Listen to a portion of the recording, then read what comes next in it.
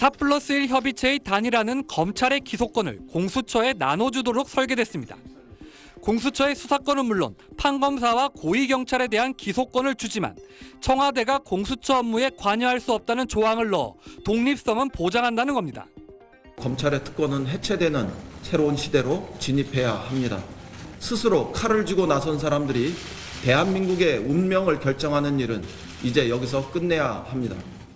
반면 권은희 의원 포함 의원 31명의 수정안은 공수처에 수사권만 주고 대신 공수처의 의견대로 검찰이 기소하지 않으면 별도의 기소심의위원회가 이를 판단하게 하자는 겁니다.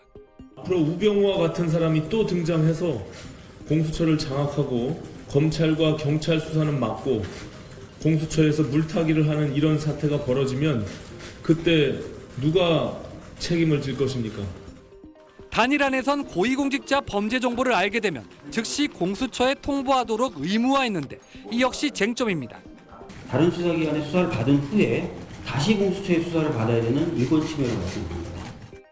이중 수사를 막는 조치라는 건데 검찰은 독소 조항이라며 오늘도 우려를 표명했습니다. 공수처의 수사정보 독점으로 검경은 첩보 수집 기관으로 전락하고 공수처가 사건을 덮어도 견제할 방법이 없다는 겁니다. 이런 반론을 감안해 수정안에선 각각의 수사기관들이 공직자 범죄 정보를 공수처에 넘길지 말지 결정하도록 했습니다. 표결을 앞두고 수정안이 나왔지만 현재로선 4+1 단일안이 그대로 국회를 통과할 가능성이 커 반대 진영의 문제 제기는 이어질 전망입니다. SBS 권준입니다. 문재인 정부는 검찰개혁의 최우선 과제로 공수처 설립을 꼽아왔는데 기소권 부여가 핵심입니다. 공수처는 대통령, 국회의원 등을 독자 수사할 수 있고 판검사와 고위경찰에 대해선 수사한 뒤 기소까지 가능합니다. 지난 1948년 검찰청법 제정 이후 검찰이 아니면서도 기소권을 갖는 상설기관은 공수처가 처음입니다. 공수처는 무소불위 아나무인이 검찰을 견제하여 국민을 위한 검찰로 바꾸는 출발점입니다. 고위공직자 수사는 앞으로 어떻게 바뀔까? 경찰이나 검찰이 고위공직자의 범죄 정보를 확보하면 즉시 공수처에 알려야 합니다. 공수처장은 해당 정보를 갖고 공수처가 직접 수사할지 아니면 검경이 수사하도록 할지 결정합니다. 고위공직자 범죄만큼은 공수처가 수사 우선권을 갖는 겁니다. 예컨대 경찰이 검사의 비위를 공수처에 통보하면 공수처가 직접 수사한 뒤 기소까지 할 수 있어서 검찰의 제 식구 감싸기는 옛말이 될 수도 있습니다. 검찰은 범죄 정보 즉시 통보 조항은 과도하다며 독소 조항이란 입장입니다. 한국당 등 반대 세력은 법무부에 속하는 검찰과 달리 공수처는 어느 부처에도 속하지 않아 통제불능의 권력기관이 될 거라고 우려합니다. 이런 반헌법적, 반민주적 기관이 탄생하는 것을 결코 용납해서는 안 됩니다. 공수처법은 공포 후 6개월 뒤 시행되는데 이런 확연한 입장 차이 때문에 내년 4월 총선 직후 공수처장 임명 문제를 두고 여야는 다시 격돌할 걸로 보입니다. SBS 권준입니다. 방역과 민생에 너나 없이 마음을 모아야 할 때에 혼란스러운 정국이 국민들께 걱정을 끼치고 있어 대통령으로서 매우 죄송한 마음입니다. 혼란스러운 정국이 뭔지 직접적 설명은 없었습니다.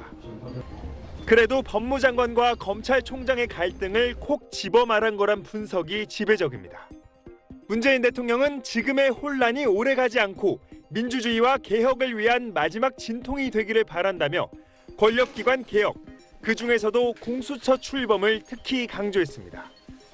국정원, 검찰, 경찰 등 권력기관들의 권한을 분산하고 국민의 기관으로 거듭날 수 있도록 개혁 입법이 반드시 통과되고 공수처가 출범하게 되길 희망합니다.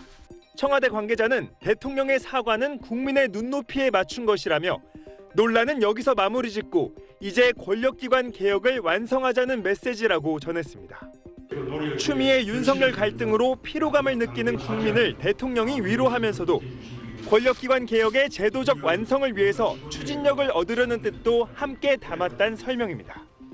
이번 정기국회에서 권력기관의 제도적 개혁을 드디어 완성할 수 있는 기회를 맞이했습니다.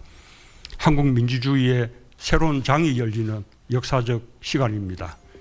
모레 공수처 법 개정, 연내 공수처 출범이란 여당의 시간표에 힘을 실어준 발언으로도 풀이됩니다. 야당은 이에 대해 전쟁 개시 선언이나 다름없다. 대통령의 돌격 명령이라며 강하게 반발했습니다. SBS 정윤식입니다. 어제 정기국회가 끝나고 오늘 바로 다시 열린 임시국회. 국회 본회의장 앞에서 양측이 험한 말을 주고받는 팽팽한 긴장감 속에 누가 뻔뻔한 여기 한 거야? 뻔뻔하긴 하지, 뻔뻔하긴 하지. 가. 이어진 표결에서 찬성 187인, 반대 99인, 기권 1위로서 가결되었음을 선포합니다. 본회의 시작 16분 만에 야당의 거부권 무력화가 현실이 된 순간 민주당에선 환호가, 국민의힘에선 비난이 쏟아졌습니다. 공수처법 개정에 부정적이었던 민주당 조응천 의원은 표결에 불참해 사실상 기권했습니다. 개정안이 통과되면서 공수처장 후보는 추천위원 7명 중 야당목 2명이 반대해도 추천이 가능해졌고 공수처 검사 자격 기준도 완화됐습니다. 문재인 대통령은 공수처 출범의 길이 열려 다행이라고 평가했습니다. 문 대통령은 늦었지만 이제 약속을 지킬 수 있게 되어 감회가 매우 깊다고 밝혔습니다. 민주당은 공수처장 후보 추천위원회를 다시 가동해 올해 안에 처장 후보 추천까진 마치겠다는 방침입니다. 국민의힘은 거부권 무력화를 수용할 수 없다면서 국민들이 이런 부정, 불법, 비양심, 사기를 절대 인정하지 않을 것입니다. 공수처 인사위원회 구성에 응하지 않는 방안을 검토하고 있습니다. 공수처 검사 임용을 결정할 인사위원 7명 중 2명이 야당 몫인데 위원을 추천하지 않아 검사를 뽑을 수 없게 한다는 겁니다. 민주당은 야당 추천이 없어도 재적의 과반이면 인사위를 구성할 수 있다며 맞서고 있어서 법적 논란이 계속될 걸로 보입니다. SBS 전병남입니다.